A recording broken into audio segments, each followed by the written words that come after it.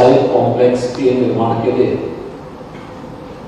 हृदय से धन्यवाद देते हुए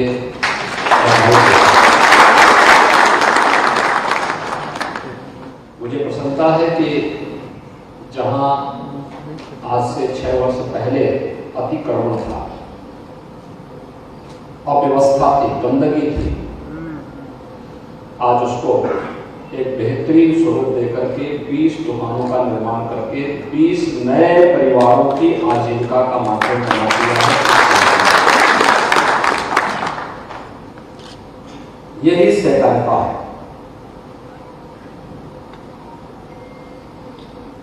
सबके सहयोग से और फिर प्रॉफिट में भी सबको सहभागी बना देना।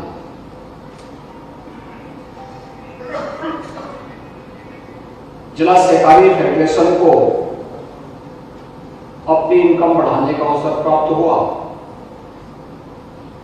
इनकम बढ़ाने के बाद उन्होंने उस पूंजी को थोड़ा थोड़ा पैसा इकट्ठा करते हुए जमा किया। पिछली देनदारी से मुक्त होने के साथ साथ इस व्यवसायिक कॉम्प्लेक्स का निर्माण भी कर दिया। अब इस संस्था के पास एक अस्थायी आय का स्रोत हो गया। यानी ये जो 20 दुकानें बनी हैं, जब तक ये कार्य करेंगे हर 3 या 5 वर्ष में इनका रिन्यूअल होता रहेगा और जिला सहकारी फेडरेशन को उसकी इनकम से पैसा मिलता रहेगा। इस पैसे का उपयोग यहां पर इससे जुड़े हुए जो डेलीगेट्स होंगे और आम जनता की सुविधा के लिए यह फेडरेशन इसका बेहतर उपयोग कर पाएगा। भाइयों बहनों, आप सब जानते हैं सहकारिता आंदोलन वास्तव में भारत की मूल विकास की आत्मा रही है। जिन राज्यों ने सहकारिता की वास्तविक महत्व को समझा, वे राज्य विकास की दौड़ में काफी आगे निकल गए। लेकिन जिन राज्यों ने इसकी उपेक्षा की या गलत लोग इसमें हावी हो गए, वे राज्य विकास की दौड़ में पिछड़ गए। राज्य के पिछड़ने का मतलब हर व्यक्ति की प्रति व्यक्ति आय में कमी आना, लोगों के चेहरे की खुशहाली को दूर करने की एक सवालपूर्ण चेष्टा, और यह उत्तर प्रदेश जैसे राज्य में हुआ एक शरारत के तहत हुआ। जिन राज्यों ने सहकारिता आंदोलन को मजबूत किया, वे राज्य विकास में काफी आगे बढ़ गए। लेकिन हम सब आभारी हैं प्रधानमंत्री मोदी जी के, जिन्होंने सहकारिता के इस महत्व को ध्यान केंद्रित करते हुए पूरे देश के अंदर फैलाने का प्रयास किया। और आज भारत सरकार ने सहकारिता को भी एक मंत्रालय के रूप में गठन करते हुए देश के गृह मंत्री अमित शाह जी को ही इस मंत्रालय का दायित्व दिया है। और सहकारिता आंदोलन आज देश के अंदर तेजी के साथ फैलता हुआ दिखाई दे रहा है। इस सहकारिता सबकी सहभागिता से विकास के नए नए आयाम स्थापित कर देगा और इस कार्यक्रम को बहुत बेहतरीन तरीके से आगे बढ़ाया जा सकता है। यह किसी भी प्रकार की नौकरशाही से मुक्त आम जन की सहभागिता से, उनके द्वारा चुने गए डायरेक्टर होंगे, उनके द्वारा चुने गए सभापति होंगे, उनका एक निश्चित कार्यकाल होगा, उनके बायलॉज के अनुसार उनकी कार्य पद्धति होगी और वह हर एक किसान को बीज से लेकर बाजार तक पहुंचाने की सुविधा, उस प्रॉफिट में मिलने वाली जो उसका लाभांश में सहभागी बनाने की व्यवस्था, इन सभी के साथ जोड़ने का एक बेहतरीन कार्य कर सकता है। क्या स्थितियां थी 2017 के पहले उत्तर प्रदेश में? 16 हमारे सहकारी बैंक ऐसे थे, जिला सहकारी बैंक ऐसे थे जिनके लाइसेंस ही रिजर्व बैंक ने निरस्त कर दिए। वहां फंसी हुई पूंजी ब्लॉक हो गई थी और स्वाभाविक रूप से कोऑपरेटिव बैंक में पैसा किसका रहता है? छोटे किसानों का, छोटे व्यवसायियों का। वे तबाह थे, किसी को बेटी की शादी करनी होती थी, किसी को कोई अपने बेटे को कहीं पढ़ाने के लिए भेजना होता था, पैसा नहीं मिलता था, वो घूमता रहता था, भटकता रहता था। कुछ पैसा राज्य से दिया गया, कुछ भारत सरकार ने पैसा दिया। आज उनमें से ज्यादातर बैंक फिर से अपने पैरों पर खड़े हो चुके हैं। लेकिन ये चीजें दिखाती हैं कि जब भी सहकारिता के आंदोलन में गलत तत्व तो घुसपैठ करेंगे, माफिया और प्रकृति के तत्व तो हावी होंगे, तो वह विकास को पूरी तरह बाधित कर देंगे। और विकास के बाधित होने का मतलब आम जन को तबाह कर देना। ऐसे ही जैसे आज आप गोरखपुर में देखते होंगे, जब यहां गैंगवार होता था तो गैंगवार दो माफिया गैंग करते थे, लेकिन पहचान का संकट हर गोरखपुर वासी के सामने खड़ा होता था। ये कहीं भी जाता था बाहर तो हर व्यक्ति संदेह की निगाहों से देखता है। कोई यहां के नौजवानों को कोई बैंक लोन नहीं देना चाहता था। कोई अच्छा व्यवसायिक उद्यमी गोरखपुर में निवेश नहीं करना चाहता था। विकास का कोई बड़ा कार्य नहीं हो सकता था,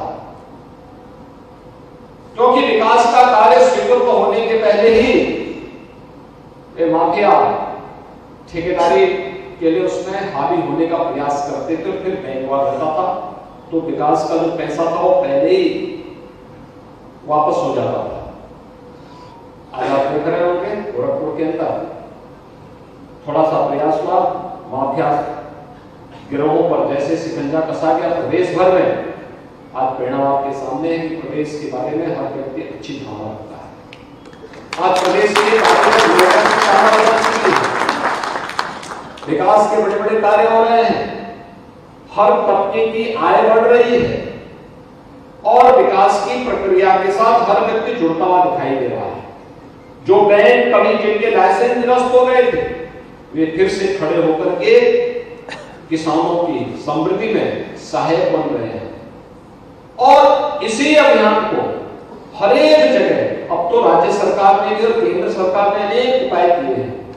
सरकार ने कहा है कि हर एक पैक्स को हम लोग 10 लाख रुपए तक की एक व्यवस्था देंगे, जहां पर वह आसानी से अपने कार्य पद्धति को आगे बढ़ा सके। यानी ये चीजें दिखाती हैं कि किसान को समय पे बीज मिले, समय पे खाद मिले, समय पे उसको शासन की सुविधाओं का लाभ प्राप्त हो, तो किसान क्यों बदहाल होगा?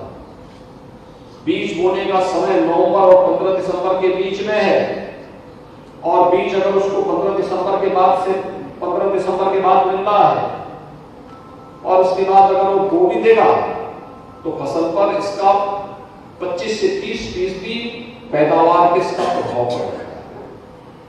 किसान जिसकी आमदनी हम दुगना करना चाहते हैं, तो किसान की आमदनी दुगनी नहीं होगी, किसान खुशहाल नहीं होगा, समृद्ध नहीं होगा, तो स्वाभाविक रूप से इसका प्रभाव प्रदेश और देश की समृद्धि पर पड़ेगा। ऐसे ही हर एक क्षेत्र में जरूरतमंद को समय पे कुछ नहीं मिला, वो बदहाल हो गए। लेकिन यहाँ पे श्री महंत सिंह जी ने और उनकी पूरी टीम ने जिला सहकारी फेडरेशन के पूरे क्षेत्र का एक कायाकल्प करने का प्रयास किया। इसी यहां पर जहां हम लोग जिस सभागार में बैठे हैं, 2017 के पहले नेतृत्व गोदाम था, उपयोग नहीं हो पाता, लेकिन आज एक बेहतरीन केंद्र बन गया है, साफ सुथरा है, लोग यहाँ मांगलिक कार्यक्रम कर सकते हैं, शादी ब्याह के कार्यक्रम कर सकते हैं, कोई भी सार्वजनिक कार्यक्रम यहाँ पे बहुत आसानी से संपन्न हो सकते हैं।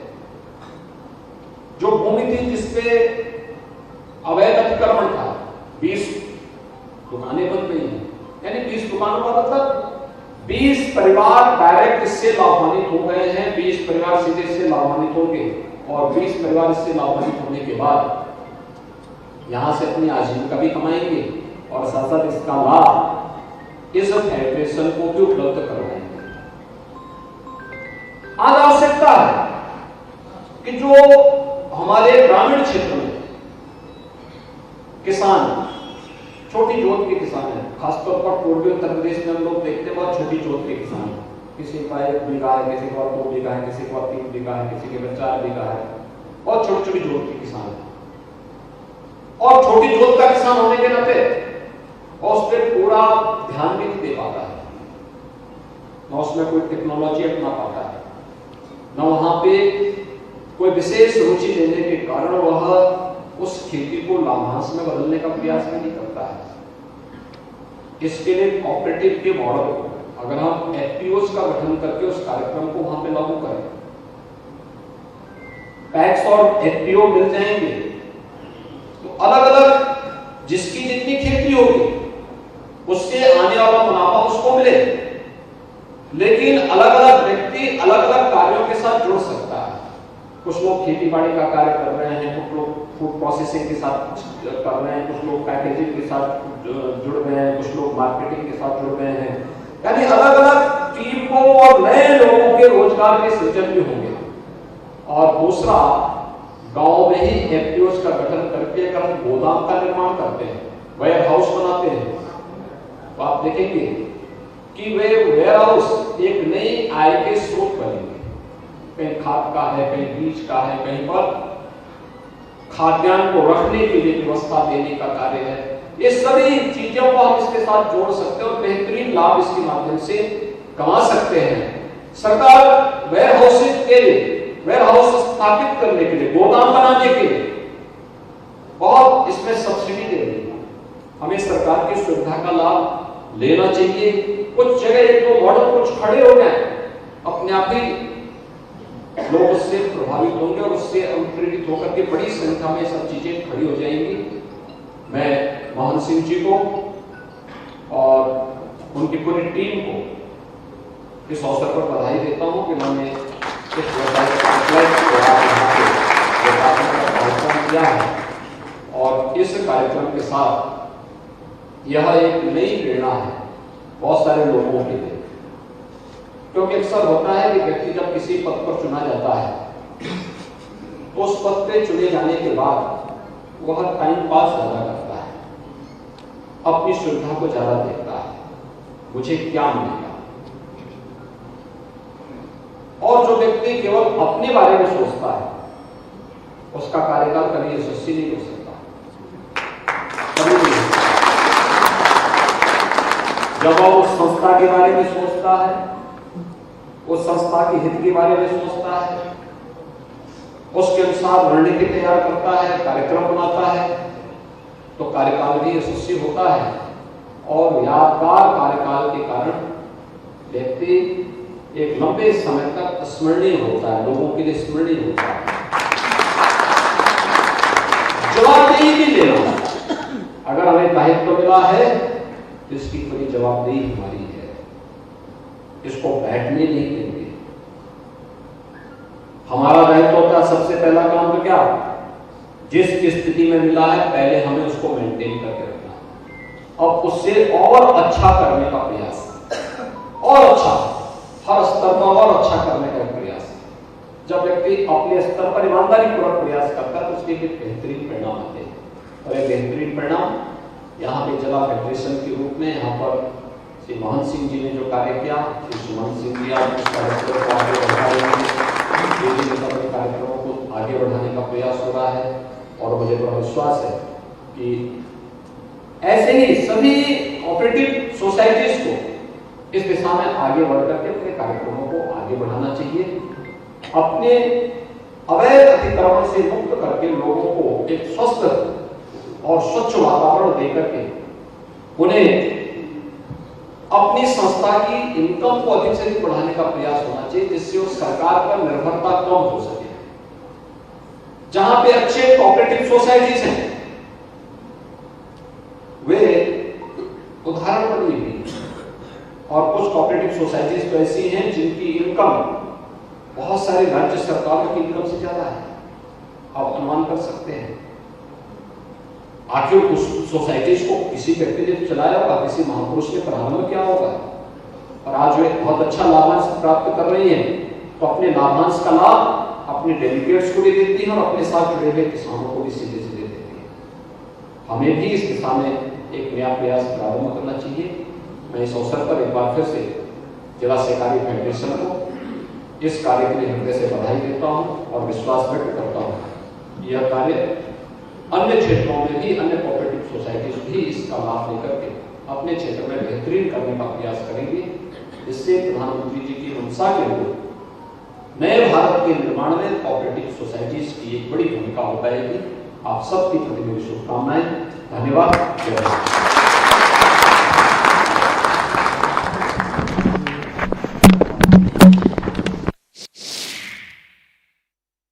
Most wanted.